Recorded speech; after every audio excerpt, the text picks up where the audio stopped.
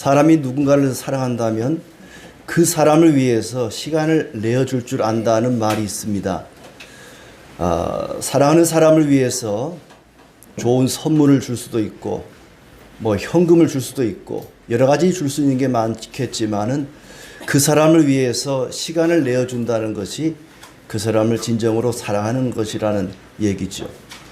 주님을 예배하는 일을 위해서 시간을 내시고 또 일찍부터 일어나서 준비하고 차량 운행하고 전날부터 식사를 준비하고 주님을 위해서 시간을 내신 여러분이야말로 정녕 주님을 사랑하시는 분들입니다. 여러분이 주님을 사랑하는 것처럼 주님께서도 이 시간 사랑과 은혜를 풍성히 내려주시기를 축복합니다. 항상 기뻐하라, 쉬지 말고 기도하라, 범사에 감사하라 그랬습니다. 감사할 수 없을 때에도, 기뻐할 수 없을 때에도, 기도조차 할 수 없는 그 순간에도 그렇게 사는 것이 하나님이 기뻐하는 일이고 우리를 향하신 하나님의 뜻입니다. 사람이 사랑할 만한 사람만 사랑한다면 그게 무슨 사랑이겠습니까? 도저히 사랑할 수 없는 그런 사람도, 사랑할 수 없는 그런 상황까지도 사랑할 수 있어야 그게 진정한 사랑 아니겠습니까? 도저히 감사할 수 없는, 너무나 속상하고 억울하고 괴롭고 우울하고 슬픈 상황 속에서도 감사할 수 있는 것이 진정한 감사가 아니겠습니까? 도저히 찬양할 수 없는, 입도 뻥끗할 수 없는 그런 괴로움 속에서도 찬송할 수 있는 그 찬송이 진정한 찬송이 아니겠습니까? 할 수 있을 때 하는 것은 누구나 할 수 있습니다. 도저히 할 수 없을 때조차도 할 수 있는 것이 진정한 감사고 기쁨이고 찬송입니다. 어떤 사람이 나이가 80이 되어서 가족들과 함께 팔순잔치를 하게 되었답니다. 온 동네 사람들을 다 초대해서 맛있는 음식을 준비하고 노래하고 춤추고 시끌벅적하게 왁자지껄하게 웃고 떠들면서 인기 가수들을 불러서 노래를 부르고 춤을 추고, 그런데 정작 본인은 눈이 어두워서 앞이 잘 보이지 않아요.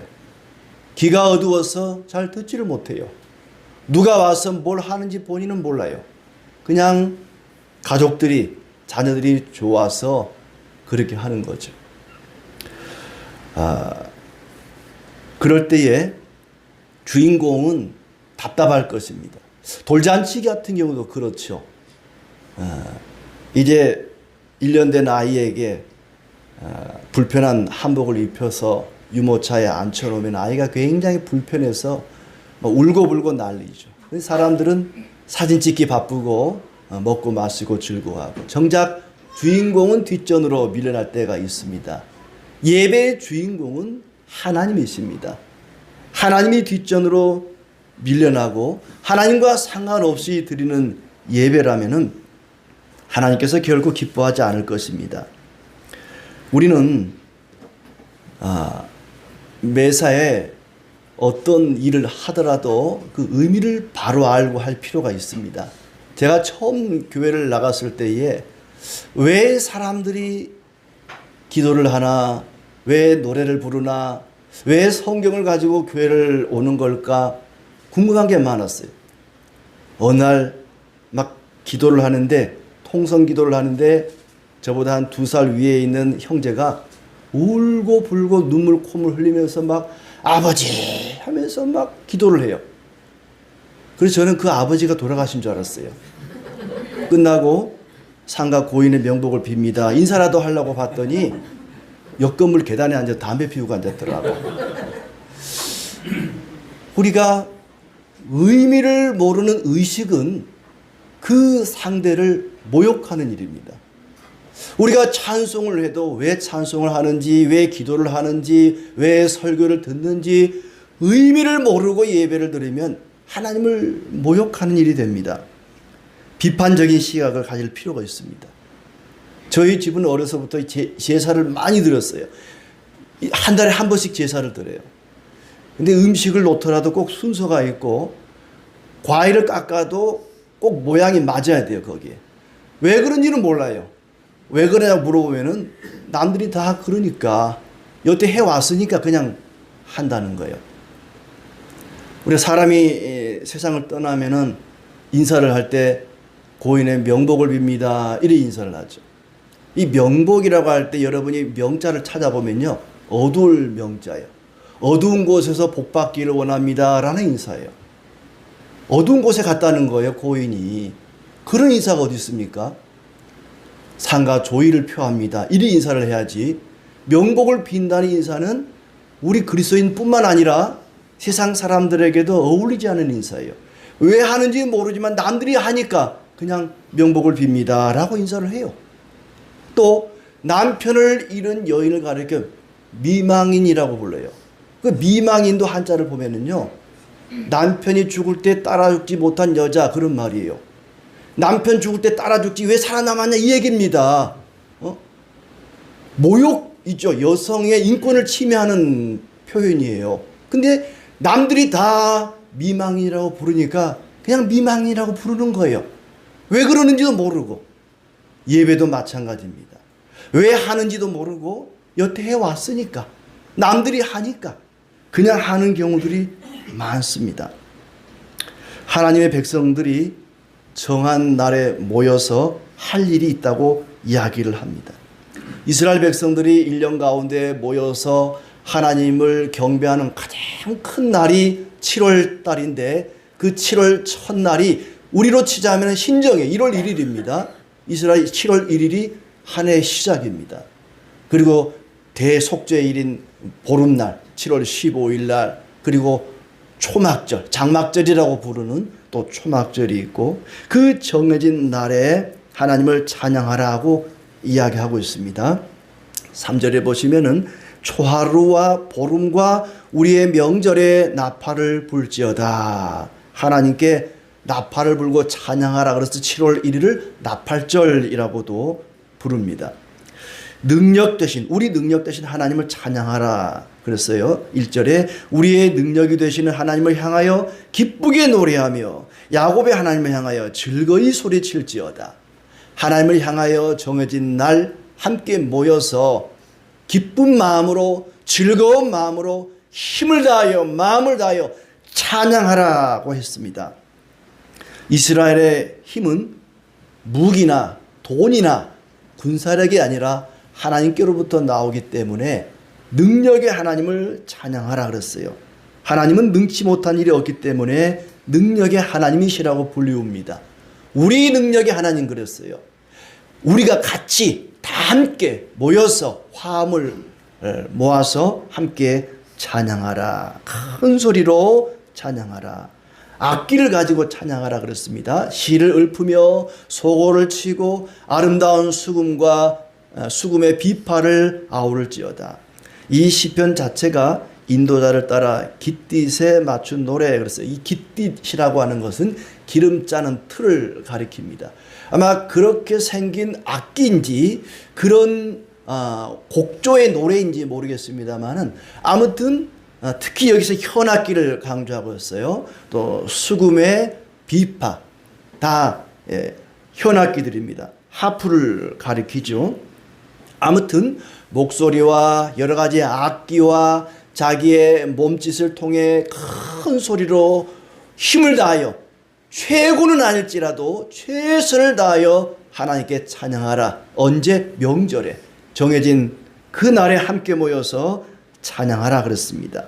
왜 하나님을 찬양해야 되는가? 4절에 보니까 이스라엘의 율례요 하나님의 규례로다. 하나님의 명령이라는 거예요. 사람의 명령이 아니라 사람이 정해놓은 것이 아니라 이것은 하나님의 명령입니다. 함께 모여서 찬양하는 것은 하나님의 규례입니다. 하나님의 명령이기 때문입니다. 해도 되고 안 해도 되는 선택사항이 아니라 반드시 해야만 되는 것입니다. 이사야 43장 21절 말씀.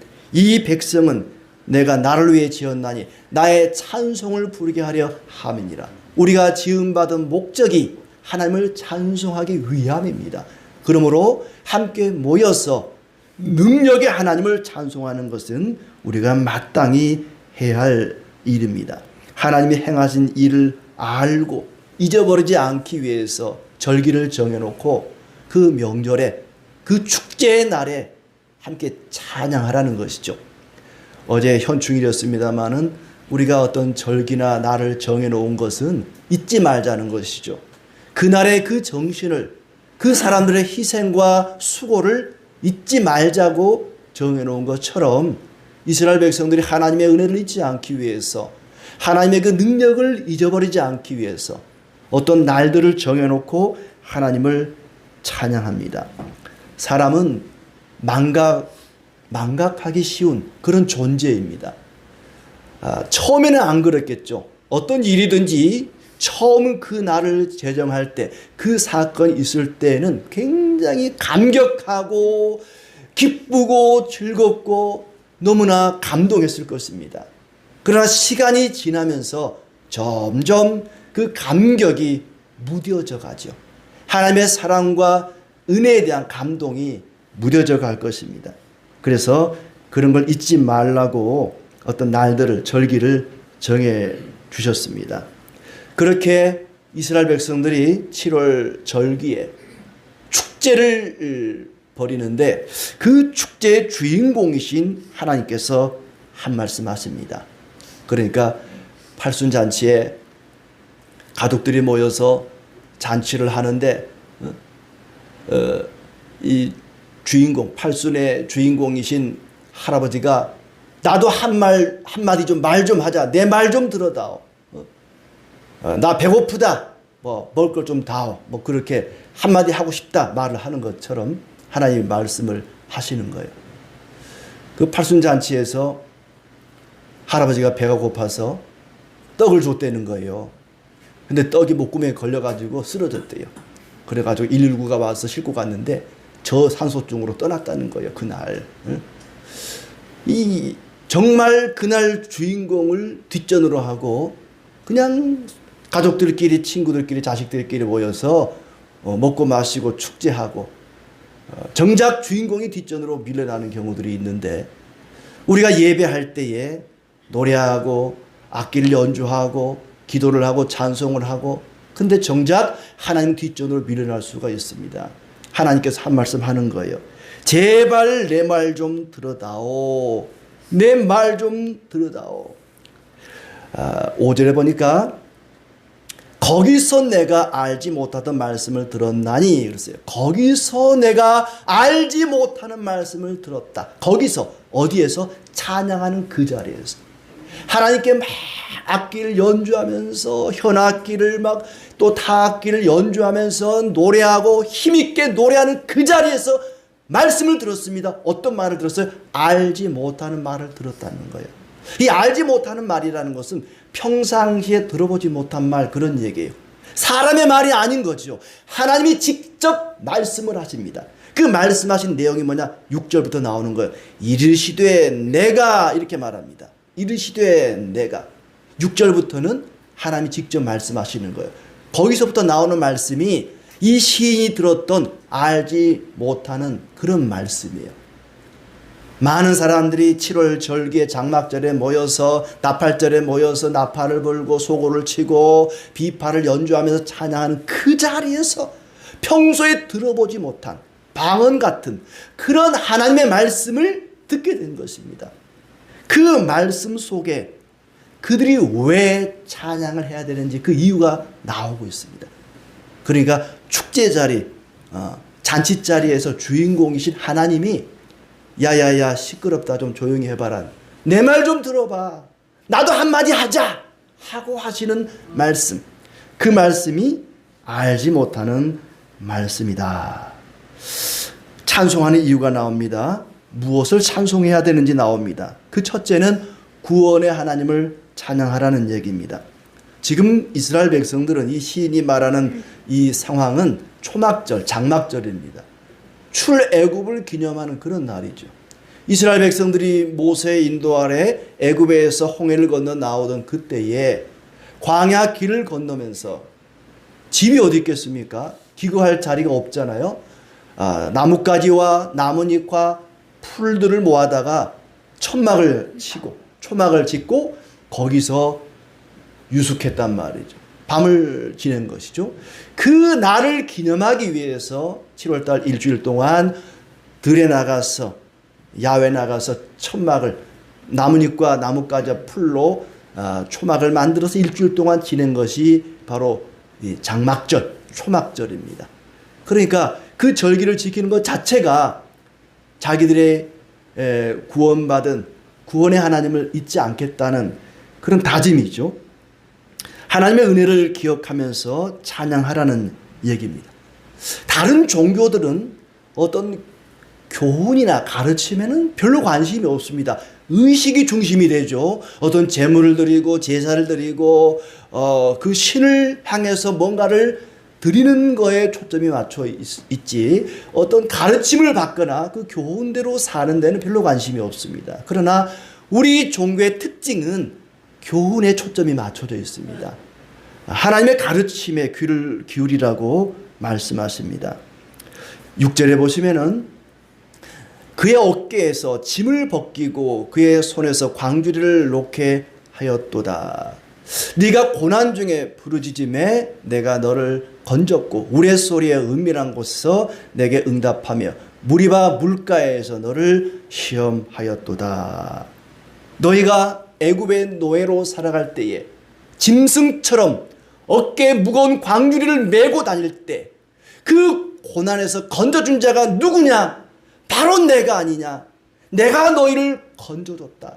애굽의 노예로 살아갈 때에 어깨에 무거운 광주리를 메고 무거운 짐을 메고 다닐 때에 그 짐을 벗겨준 자가 누구냐? 바로 내가 아니냐? 고난 중에 살려달라고 부르짖을 때에 건져준 자가 누구냐? 목말라 원망할 때에 반석에서 물을 내신 자가 누구냐? 바로 내가 아니냐? 너희가 광야에서 고난을 당할 때 건져준 자가 누구냐? 내가 아니냐? 이스라엘 백성들은 연고대를 나왔습니다. 연단과 고난의 대학, 연고대를 나왔어요. 지금도 연고대 재학 중인 분들이 많이 있죠.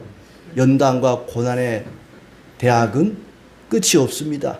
항상 우리는 그 대학의 재학생들이에요. 그곳에서 너희를 건져주신 그 능력의 하나님을 찬양하라. 우리가 주일날 모여서 찬양하는 이유도 거기 있습니다. 죄의 짐을 벗겨주신 그 하나님을 찬양하는 것이죠. 무거운 죄의 짐을 벗겨주시고 영원한 지옥 형벌에서 구원하신 분이 누구인가? 예수님께서 십자가에 달려 죽으실 때에 우리의 모든 죄 짐을 지셨습니다. 나의 모든 죄 짐을 지고 죽으신 그 주님을 찬양하고 우리를 죄와 허물 가운데서 건져주신 그 하나님을 찬양하는 것이죠. 우리가 찬양하는 이유는 바로 우리를 구원하신 하나님의 능력을 찬양하는 것입니다. 또 이 시인이 들었던 그 말씀, 알지 못하는 그 말씀은 뭐냐? 다른 신을 섬기지 말라는 얘기입니다. 9절에 보시면 너희 중에 다른 신을 두지 말며 이방 신에게 절하지 말지어다. 이것은 십계명 가운데 첫 번째 계명이죠. 나 외에 다른 신을 내게 두지 말지니라. 오직 하나님 한 분만으로 만족하고 감사하고 그 하나님만 의지하고 섬기라는 얘기입니다. 하나님의 창조자 되심을 인정하라는 얘기입니다. 그들이 당시에 섬겼던 다른 신이라고 하는 것은 다른 신이 뭘까요? 집신, 고무신, 뭐 다른 신이 아닙니다. 애굽에서 우상으로 섬기던 신들이에요. 애굽 사람들은 5만 가지가 다 신인 거예요. 해도 신, 달도 신, 말똥구리도 신, 바다 속에 있는 물고기도, 강가의 물고기도, 뭐 나무도, 해충, 곤충, 온갖 것들이 짐승조차도 다 신으로 섬겼어요.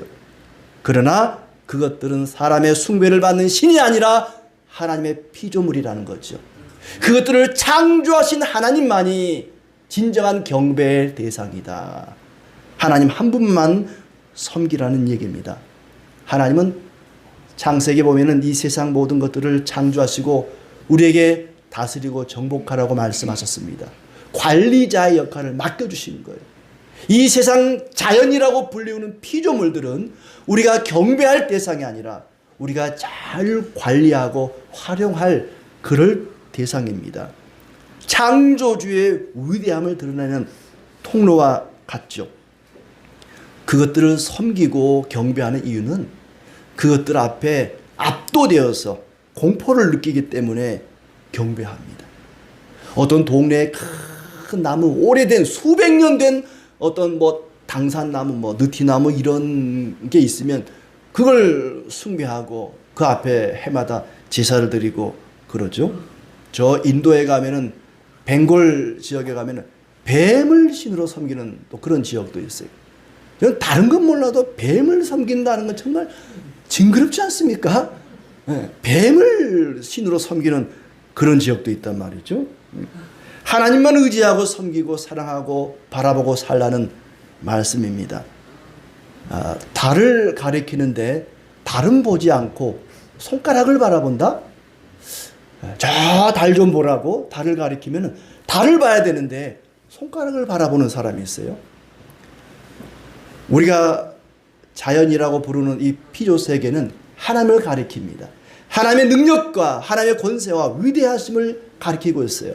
그럼 그 하나님을 바라보고 찬양해야 되는데 그 피조물을 바라보고 숭배하는 사람들이 있단 말입니다. 어떤 나라는 번개를 신으로 섬긴대요. 번개신. 그리고 번개에 맞은 나무, 벼락 맞은 나무는 숭배의 대상이 되는 그런 나라도 있습니다. 물론 루터 같은 경우에는 이제 이게 여름에 장마철쯤 되겠죠. 막 먹구름이 몰려오니까 또 천둥 소리 나니까는 얼른 그 옆에 있는 큰 느릅나무 밑으로 피신을 했어요. 근데 벼락이 쳐가지고 그 느릅나무가 반으로 쪼개져 버린 거예요. 놀래가지고 엎드려가지고 아이고 하나님 나 좀 살려주십시오. 내가 살려만 주신다면 평생 주님 위해 살겠습니다. 막 벌벌 떨었던 사람이에요. 그러니까 벼락 맞은 나무를 숭배하는 것이 아니라 벼락을 치신 하나님을 섬긴 거죠. 이 피조물을 보고는 그걸 지으시고 그걸 다스리시고 그 생명을 주관하시는 하나님을 찬양하고 하나님을 의지하고 하나님을 경배해야지 그 자체를 숭배한다는 것은 달을 가리키는데 달을 바라보지 않고 손가락을 바라보는 것과 같습니다. 우리는 오직 하나님만 찬송하고 하나님만 경배해야 됩니다. 다른 신을 숭배하지 말라는 얘기는 하나님만을 경배하라는 얘기죠. 하나님만이 창조주이기 때문에 그렇습니다. 그러나 또 한 가지 우리가 기억할 일은 그 명절에 절긴날 모여서 찬송만 하고 소고치고 비파를 연주하고 노래하고 그걸로 끝나면 안 된다고 말씀하십니다. 말씀을 들어야 한다는 것이죠. 말씀을 들어야 무엇을 찬양할 것인지 어떻게 찬양할 것인지 왜 찬양을 해야 되는지 그 이유를 알 수가 있습니다. 11절에 보시면은 내 백성이 내 소리를 듣지 아니하며 이스라엘이 나를 원하지 아니하였도다. 내 말을 듣지 않았다고 이야기를 합니다. 내 말을 듣지 않았다. 내 백성이 이스라엘이 하나님 말씀을 듣지 않았다. 하나님의 사랑을 배신했다. 이스라엘이 나를 원하지 않았다고 이야기를 합니다. 하나님의 소원은 단 한 가지입니다. 내 백성이 내 말을 듣는 것이다. Hear, O my people 이라고 말합니다. 제발 내 백성이여 내 말 좀 들어다오. 내 말 좀 들어라. 내가 너희를 살려냈는데 왜 다른 신을 섬기느냐. 다른 신 앞에 가서 절을 하느냐. 내가 너희를 건져냈다. 너희가 목마를 때 반석에 물을 내준 것도 나고 너희가 고난의 대학에서 부르짖을 때 응답한 것도 나다. 하나님을 뜨겁게 찬양하고 열심히 기도하고 정작 귀를 기울이지 않고 마음을 꽉 닫고 그 일을 한다면 그것은 잡음에 불과합니다. 소음에 불과합니다. 아무 의미가 없습니다. 하나님의 말씀과 상관없이도 얼마든지 경건한 모양을 나타낼 수 있어요. 하나님 말씀에 순종하지 않은데도 얼마든지 신앙생활 잘하는 것처럼 보일 수 있습니다. 그러나 그 결과는 12절에 보면은 원하는 대로 내버려 두었다 그랬어요. 그러므로 내가 그의 마음을 완악한 대로 버려두어 그의 임의대로 행하게 하였도다. 이것이 하나님의 가장 큰 형벌입니다.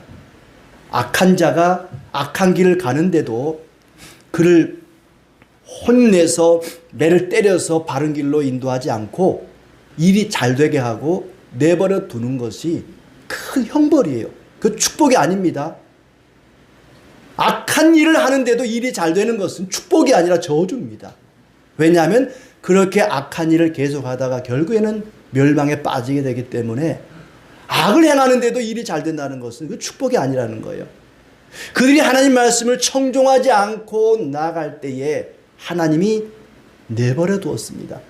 임의대로 행하도록 내버려 두고 방치했다는 것입니다. 불순종하는데도 원하는 대로 내버려 두는 것, 그것은 하나님의 저주를 내리는 것입니다. 내 뜻대로 안 된다고 실망하지 마십시오. 일이 내 뜻대로 안 되어야 뜻하지 못한 축복이 주어집니다. 내 뜻대로 살지 않고 하나님의 뜻대로 살아야 그것이 하나님이 기뻐하는 일입니다. 호세아 4장 17절 말씀에 에브라임이 우상과 연합하였으니 버려두라. 그들이 마시기를 다하고는 이어서 음행하였으며 그들은 부끄러운 일을 좋아하느니라. 온갖 악을 행하고 음행을 행하고 부끄러운 일을 행하는데도 버려두라 그렇습니다.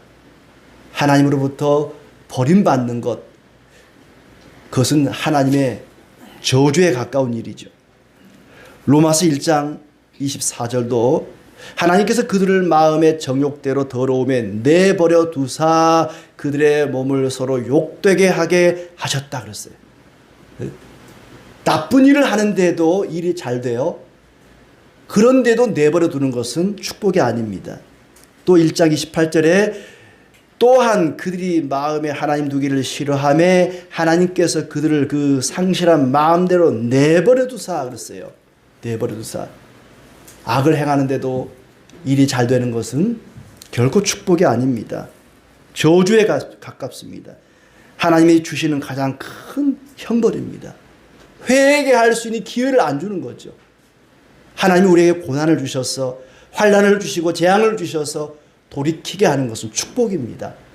왜 하나님이 우리에게 큰 감당할 수 없는 끝이 없는 어둠의 터널을 주시는 걸까? 어지간한 고난 가지고는 돌이키지 않기 때문에 그렇습니다. 사람이 어지간히 아프면 병원에 안 갑니다. 약국도 안 갑니다. 제가 그래요. 웬만큼 아파서는 안 가요. 되게 아파야, 죽을 만큼 아파야 병원 가거든요. 왜 하나님이 그렇게 큰 고통을 우리에게 주실까? 웬만큼 고난 가지고는 하나님 안 찾거든요. 하나님 생각 안 해요. 진짜 죽게 생겼을 때 그때서 하나님을 찾습니다. 그래서 우리에게 그런 고난을 주시는 거예요.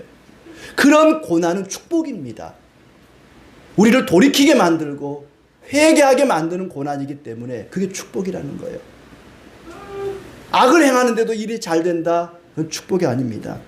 이스라엘 백성들이 하나님 말씀을 듣지 않고 자기들 멋대로 사는데도 하나님이 그들을 버렸기 때문에 그냥 내버려 둔다 그랬어요. 고난도 안 주시는 거예요. 그래서 사랑의 반대는 미움이 아니라 무관심이라고 말하지 않습니까? 하나님 무관심한 거예요. 니들 하고 싶은 대로 해. 마음대로 해. 우상 숭배하고 싶다고? 그래. 바벨론에 가서 너희들 마음대로 숭배해봐라. 하고 싶은 대로 해라. 응? 네 마음대로 해. 이건 저주에 가깝습니다.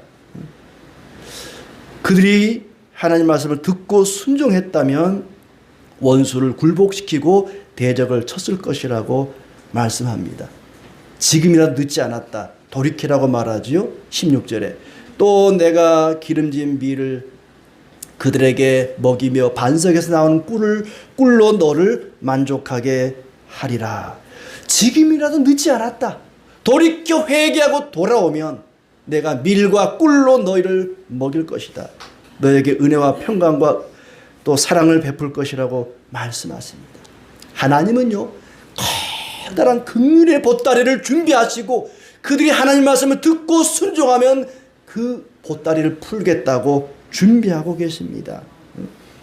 밀과 꿀로 평안과 행복을 주겠다고 말씀하십니다. 10절에 보시면 나는 너를 애굽 땅에서 인도하여 낸 여호와 네 하나님이니 내 입을 크게 열라 내가 채우리라 그랬어요. 입을 크게 열라 내가 너를 채우리라. 입을 크게 열라. 언제 입을 엽니까?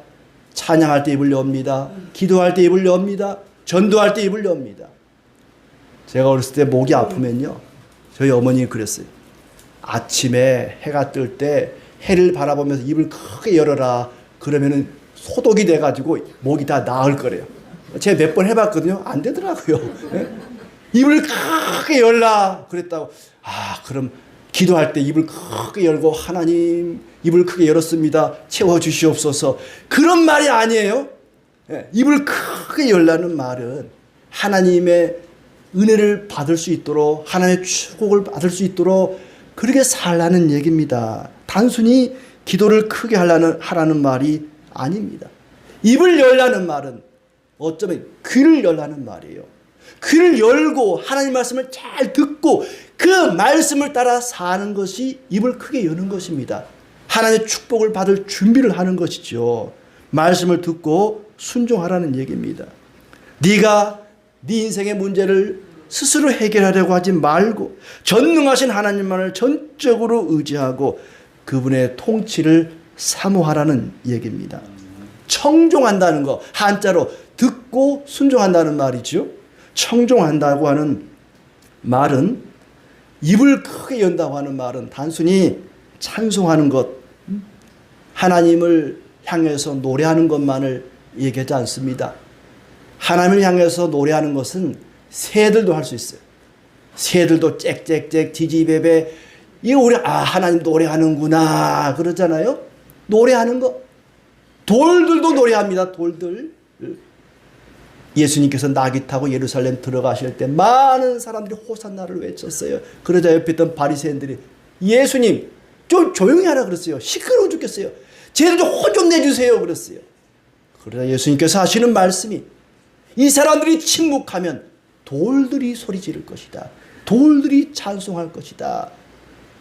돌들의 찬송 소리 저희 고향 마을에 가면 들을 수 있어요. 바닷가에 가면요, 이 멍돌이 막 있잖아요. 파도가 치면은 돌이 막 자갈자갈 그래서 자갈인가 봐요. 네. 돌들이 막 부딪히는 소리가 나요. 야, 그 소리를 들으면은 야, 돌들이 소리를 치는구나. 돌들이 하나님을 찬양하는구나. 그냥 우리의 목소리로 하나님을 찬양하고 노래하는 거, 이게 하나님을 청종하는 게 아닙니다. 요즘은 사람만 노래하는 게 아니에요. 챗GPT, AI도 얼마나 찬양을 잘 만들어내는지 몰라요. 작곡가들 다 굶어 죽게 생겼어요. 노래를 얼마나 잘 만들어내는지 몰라요. 우리가 단순히 목소리로 하나님을 찬양하는 것, 노래하는 것만 아니라 전적으로 하나님의 권위에 자신을 복종시키는 것, 이것이 하나님을 청종하는 것입니다. 마음을 다하여 힘있게 찬양하고 하나님 말씀을 잘 듣고 그 말씀대로 사는 것이 입을 크게 여는 것이고 청종하는 것이고 진정한 찬양입니다. 그럴 때 하나님께서 우리에게 풍성한 은혜와 생명을 채워주실 것입니다. 하나님이 우리가 입을 크게 열고 기도해도 그 기도를 응답하지 않고 채워주지 않는 것은 기도하지 않아서가 아닙니다. 기도가 잘못되어서가 아닙니다. 우리가 그 말씀을 듣지 않아서입니다. 입을 크게 열면 하나님께서 모든 것을 채워주십니다. 시편 27편, 시편 27편 4절 말씀에 다윗이 하나님께 간절히 바라는 한 가지가 나옵니다. 시편 27편 4절 말씀. 내가 여호와께 바라는 한 가지 일, 그것을 구하리니 곧 내가 평생에 여호와의 집에 살면서 여호와의 아름다움을 바라보며 그의 성전에서 사모하는 그것이라. 여호와께서 환난 날에 나를 그의 초막 속에 비밀히 지키시고 그의 장막 은밀한 곳에 나를 숨기시며 하면서 6절에 나오는 것, 노래하며 여호와를 찬송하리로다. 하나님의 집에 거하면서 일평생 하나님을 찬송하는 것, 그것이 다윗이 사모하는 것이었고 다윗이 원하는 것이었습니다. 항상 우리가 사모할 일은 하나님을 찬양하는 것이고 하나님의 교훈의 말씀을 잘 듣고 순종하는 것입니다. 억지로가 아니라 기쁜 마음으로, 즐거운 마음으로 노래하며 말씀을 들어야 합니다. 아무리 뜨겁게 찬양해도 말씀을 듣지 않으면, 말씀에 순종하지 않으면 그것은 입을 크게 여는 것이 아닙니다. 시편 80편 4절 말씀에 만군의 하나님 여호와여, 주의 백성의 기도에 대하여 어느 때까지 노하시리까? 어느 때까지 노하시리까? 기도라는 것은 다 좋은 것입니다. 기도라는 것은 다 귀한 일입니다. 그런데 주의 백성의 기도에 대해서 하나님이 노하신다 그랬습니다. 성도가 기도하는데 하나님이 화를 낸다는 거예요. 기도라고 해서 다 같은 기도가 아니라는 얘기입니다. 기도한다고 다 하나님이 들으시는 게 아니라는 것입니다. 어떤 기도는 하나님이 화를 내십니다. 하나님을 분노하게 만드는 기도가 있습니다. 잠언 28장 9절 말씀, 사람이 율법을 지키지 않으면 그 기도가 가증하다 그랬어요. 가증하다는 말은 미워한다는 얘기예요. 하나님 말씀을 지키지 않고 기도하는 것은 가증한 일이라 그랬습니다. 야고보 4장 3절, 구하여도 받지 못하는 것은 정욕에 쓰려고 잘못 구하기 때문이다. 자기 이익을 위해서, 자기 쾌락을 위해서 구하는 기도, 그것은 하나님이 미워하는 기도입니다. 이사야 1장 15절 말씀, 너희가 손을 펼 때 내가 내 눈을 너희에게서 가리고 너희가 많이 기도할지라도 내가 듣지 아니하리니 이는 너희의 손에 피가 가득함이라. 온갖 악을 행하고 와서 그 손을 모으고 기도한다면 하나님 미워하십니다. 분노하십니다. 듣지 아니하십니다. 우리가 입을 크게 열어 기도하고 찬양하고 복음을 전한다 할지라도 말씀을 듣지 않고 순종하지 않는다면 그것은 하나님이 듣지 않으실 것이고 오히려 분노하실 것입니다.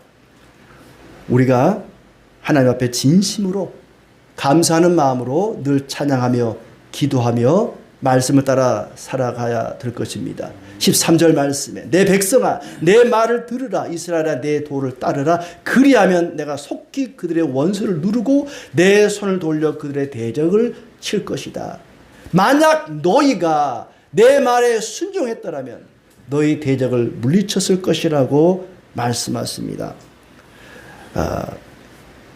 이스라엘 백성들은 명절에 1년에 몇 번 정해진 그 날에만 하나님을 찬양하고 말씀을 들었습니다. 그러나 우리는 매일매일이 명절처럼, 매일매일이 축제의 날처럼 하나님을 기쁜 마음으로 찬양하고 말씀을 듣고 입을 크게 벌려서 기도할 때 하나님께서 생명과 은혜와 축복을 내려주시기를 진심으로 기원합니다.